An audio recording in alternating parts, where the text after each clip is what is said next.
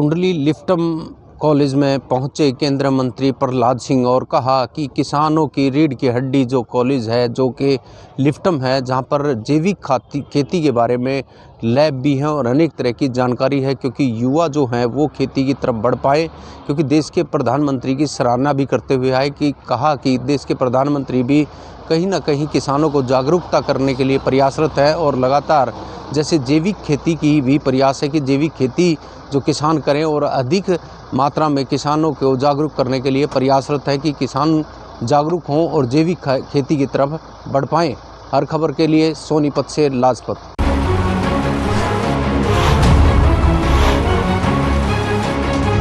शिक्षा का अधिकार अधिनियम 134 के तहत उन गरीब परिवार के बच्चों को निजी स्कूलों में दाखिला दिया जाता है ताकि वो बच्चे पढ़कर अपने सपनों को साकार कर सकें। लेकिन इस बार रेवाड़ी में ऐसा नहीं हो रहा। निजी स्कूल संचालक उन बच्चों के नंबर आने पर भी उन्हें दाखिला नहीं दे रहे हैं। अब बच्चे दर दर की ठोकरें खा रहे हैं। आज सचिवालय पहुंचकर उन्होंने अपनी पाठशाला लगाई और डीसी से फरियाद लगाई है कि उन्हें निजी स्कूलों में दाखिला दिलवाया जाए। अब देखना होगा कि जिला सचिवालय में पाठशाला लगाने वाले बच्चों की फरियाद जिला उपायुक्त सुनेंगे या फिर उन्हें दर दर की ठोकरें खाने पर मजबूर होना पड़ेगा। महेंद्र भारती, हर खबर हरियाणा, रेवाड़ी।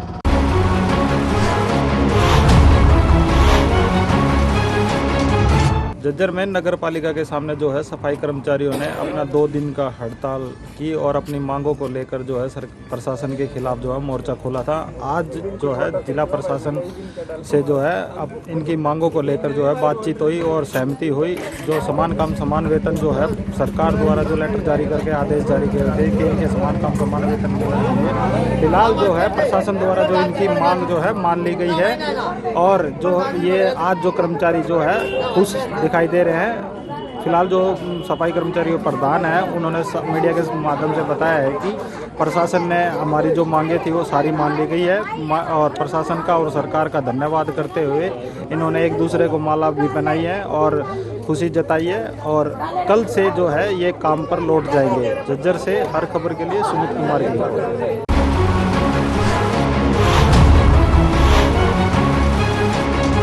हरियाणा में हर जिले में आंगनवाड़ी वर्कर जो है काफ़ी लंबे समय से सरकार के खिलाफ नारेबाजी कर रही है, प्रदर्शन कर रही हैं।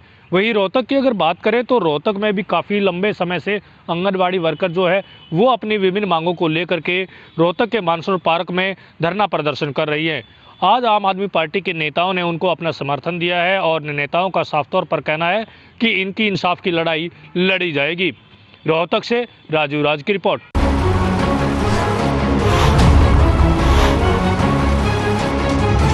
चूहों की वजह से जींद खटखट टोल प्लाजा अभी तक शुरू नहीं हुआ है। हालांकि 16 दिसंबर से किसानों ने सभी टोल खाली कर दिए थे और किसान अपने घर पे चले गए थे। हालांकि चूहों ने सारी वायरिंग कुतर दी और जिसके कारण जो वायरिंग टोल प्लाजा की है उसमें दिक्कत आई और 4-5 दिन से टोल बंद है।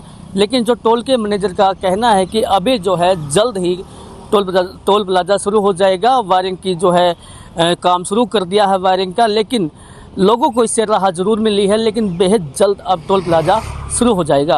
अपने सहयोगी सोनू कुमार के साथ रमजीत पवार, हर खबर हरियाणा, जींद।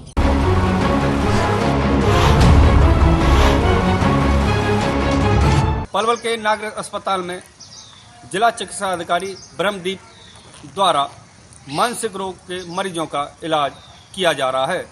जिला चिकित्सा अधिकारी द्वारा अब तक इस अस्पताल के अंदर 2500 लोगों का उपचार किया जा चुका है, जो पूरी तरह से स्वस्थ हो चुके हैं। इस अस्पताल में जिला चिकित्सा अधिकारी द्वारा स्वयं ओपीडी की जा रही है और इस ओपीडी के शुरू होने से गरीब लोगों को बहुत लाभ हो रहा है, क्योंकि मानसिक रोगों से पीड़ित लोगों का जो निजी अस्पताल में इलाज होता था बड़े पैसे में भारी दामों में उसका इलाज होता था। लेकिन पलवल के नागरिक अस्पताल में जिला चिकित्सा अधिकारी द्वारा शुरू की गई इस ओपीडी से गरीब लोगों का इलाज हो रहा है, जो यहां पर मुफ्त में किया जा रहा है। इस इलाज शुरू होने से पलवल जिले के लोग ही नहीं, आसपास के यूपी, राजस्थान, हरियाणा, दिल्ली के मानसिक रोग से पीड़ित लोग इस अस्पताल में आकर अपना इलाज करा रहे हैं। पलवल से ऋषि भारद्वाज, हर खबर हरियाणा।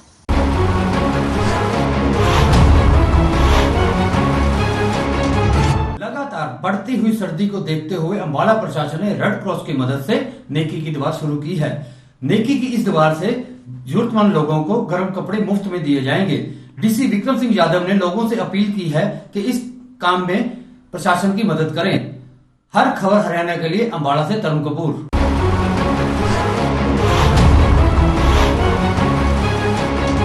भिवानी आज 49 वर्ष की हो चुकी है। भिवानी 1972 में आज ही के दिन बनी थी। आपको बता दें कि राजा नीम सिंह ने भिवानी को बसाया था। भिवानी न केवल सामाजिक रूप से बल्कि राजनीतिक क्षेत्र में और खेलों के क्षेत्र में बहुत आगे हो बन चुकी है। भिवानी ने कई मुख्यमंत्री भी दिए और कई खिलाड़ी भी दिए। खिलाड़ियों ने पूरे देश के अंदर अपना परचम ले रहा है। आपको बता दें कि यहाँ के खिलाड़ियों ने विश्व स्तर के मानचित्र के ऊपर भी अपना लोहा मनवाया है। भिवानी के अंदर कई दरवाजे होते थे जो कि रात के समय में बंद कर दिए जाते थे ताकि भिवानी सेफ रहे।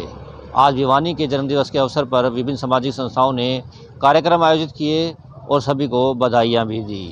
हर खबर हरियाणा के लिए भिवानी से दीपक मुटरेजा।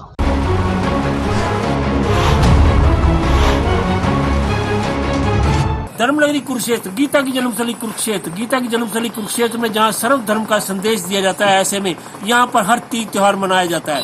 और 25 दिसंबर आ रहा है, क्रिसमस का त्योहार आ रहा है, तो ऐसे में क्रिसमस के त्योहार को लेकर लोगों ने काफी तैयारियां की हैं और मोहन नगर मार्केट में भी काफी दुकानें सजाई गई हैं। और यहाँ पर सेंटा क्लॉज की जहाँ ड्रेस है तो वहाँ पर क्रिसमस ट्री है और साथ ही यहाँ पर बाकायदा बच्चों के लिए गिफ्ट रखे गए हैं, अलग अलग तरह की टोपियां हैं और लोग भी बच्चे भी बड़े उत्साह के साथ आ रहे हैं। और यहाँ कुरुक्षेत्र के स्कूलों में भी 25 दिसंबर को क्रिसमस का कार्यक्रम बड़े भव्य तरीके से मनाया जाता है। हर खबर हरियाणा के लिए कुरुक्षेत्र से विनोद खूंगा।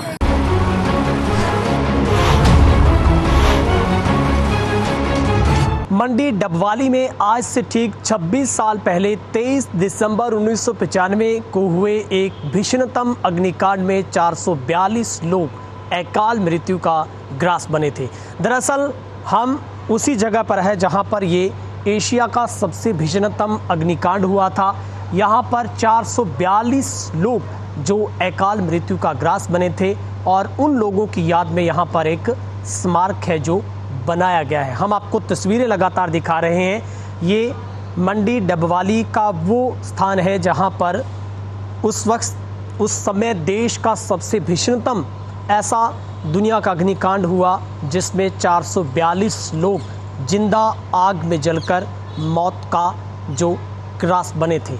जहां पर आज भी 26 साल बीतने के बाद भी लोगों के जख्म यहां पर आते ही हरे हो जाते हैं। हम आपको सबसे पहले तस्वीर दिखाते हैं।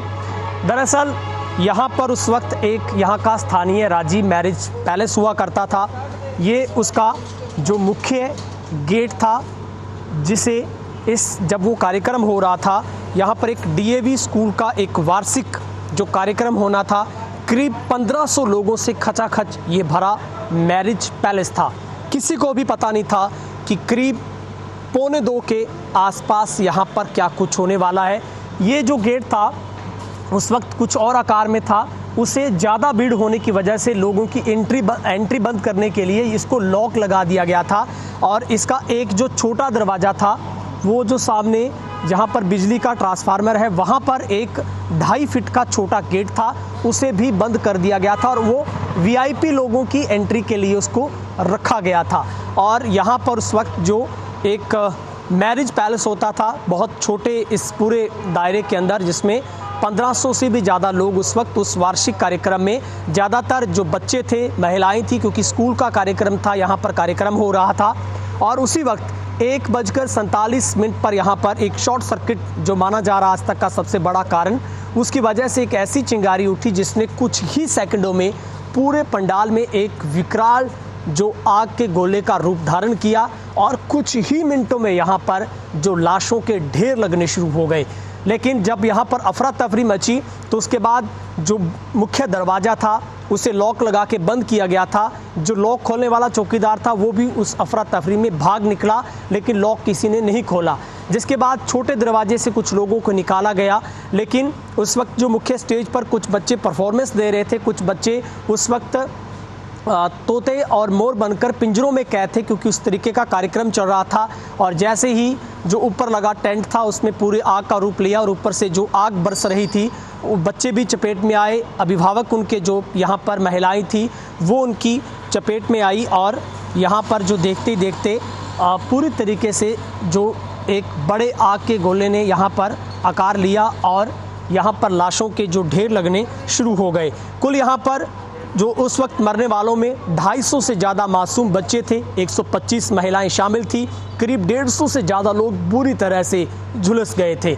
और आज भी यहाँ पर लोगों के जहन से वो डर नहीं निकला और जब भी यहाँ पर वो पीड़ित लोग पहुँचते हैं तो आंखें नम हो जाती है।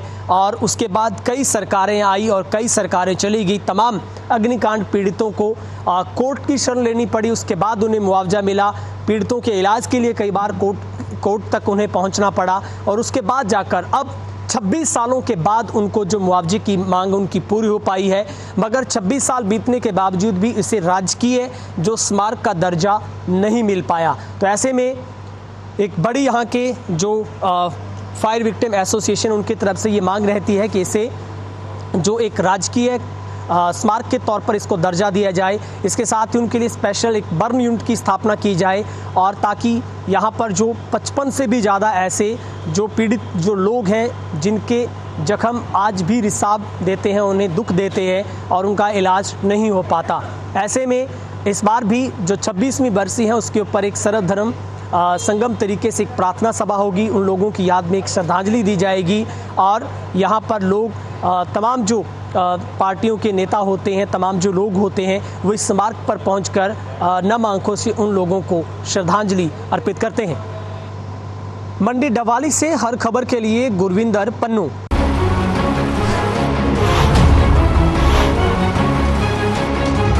यमुनानगर में लगातार जारी है नशे का कारोबार। लगातार लोग पकड़े जाते हैं, जमानत पर छूटते हैं, फिर से वही धंधा शुरू कर देते हैं। वहीं दूसरी तरफ पुलिस अधीक्षक कमलदीप गोयल ने एक मुहिम शुरू की है नशा छुड़ाने की। अभी तक 20 से ज़्यादा सामाजिक संगठनों को उसमें शामिल किया गया है और 200 से ज़्यादा लोगों को नशा छुड़ाया गया है, उनका प्रशासन द्वारा इलाज किया जा रहा है। 300 से ज़्यादा कॉलें आ चुकी हैं जो नशे की लत में फंस चुके हैं, उनके परिजनों द्वारा और युवकों द्वारा। यह मुहिम जहां लगातार जारी है, वहीं स्मैक बेचने वाले भी लगातार अपना खेल जारी रखे हुए हैं।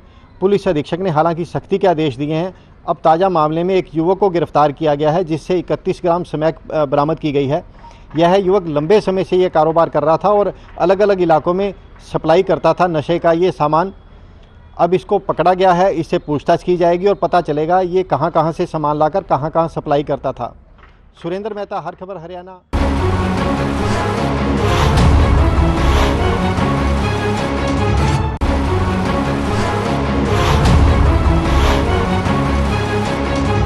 नगर परिषद व नगर पालिका क्षेत्र में नहीं होने दिया जाएगा अवैध निर्माण, यह कहना सुविता ढाका अतिरिक्त उपायुक्त का है। अतिरिक्त उपायुक्त एवं जिला नगर आयुक्त डॉक्टर सुविता ढाका ने कहा कि जिले की नगर परिषद व नगर पालिका क्षेत्र नूह, पुन्हाना, ताबड़ू, फिरोजपुर, झिरका में अवैध निर्माण नहीं होने दिया जाएगा। डॉक्टर ढाका ने नगर परिषद नूह क्षेत्र में निरीक्षण किया। उन्होंने कहा कि अप्रूवल एरिया में ही निर्माण करें तथा संबंधित नगर परिषद और नगर पालिका में डेवलपमेंट चार्ज जमा कराए तथा नक्शा पास कराकर ही निर्माण कराए। हर खबर हरियाणा के लिए नूह मेवात से अनिल मोहनिया।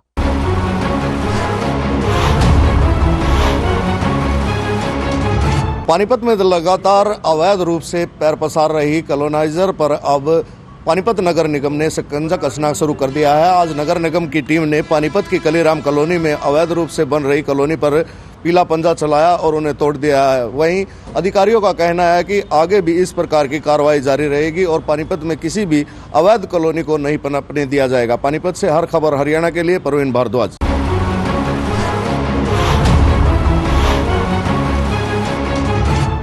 चरखी दादरी उपायुक्त प्रदीप गौदारा के निर्देश पर duty magistrate Subhash Sharma BDPO Jhojhu Kalan की देखरेख में गांव झोझू कला से मेहड़ा रोड पर अवैध कब्जे हटवाए गए।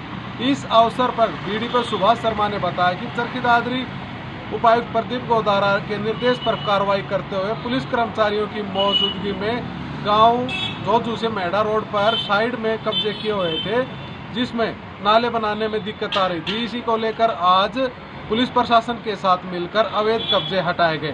सुभाष शर्मा ने बताया कि मेहड़ा रोड पर ग्रामीणों द्वारा रोड पर अवैध कब्जे किए हुए थे, जिनको आज पुलिस प्रशासन के सहयोग से हटाया गया। चरखी दादरी से हर खबर हरियाणा के लिए नरेंद्र मंडोला।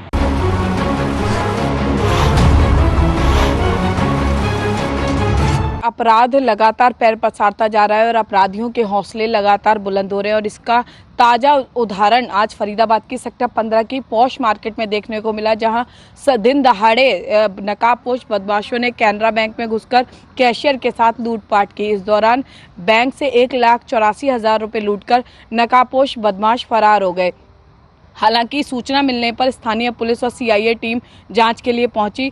पुलिस द्वारा सीसीटीवी फुटेज जो है वो खंगाली जा रही है और जल्द से जल्द आरोपी गिरफ्तार हों, इसके लिए पुलिस ने एक विशेष टीम का गठन कर दिया है। लेकिन इस पूरी घटना से जिस तरह से दिन दहाड़े बदमाशों ने इस लूटपाट को अंजाम दिया, स्थानीय लोग काफ़ी दहशत में हैं और लगातार बिगड़ती कानून व्यवस्था को लेकर सवाल खड़े हो रहे हैं। हालांकि पुलिस का दावा है कि जल्द ही आरोपी पुलिस की गिरफ्त में होंगे, लेकिन कहीं ना कहीं दिन दहाड़े हुई इस वारदात से पुलिस की कार्यशैली पर कई बड़े सवाल खड़े हो गए हैं। कैमरा पर्सन शिवम के साथ फरीदाबाद से पूजा शर्मा, हर खबर हरियाणा।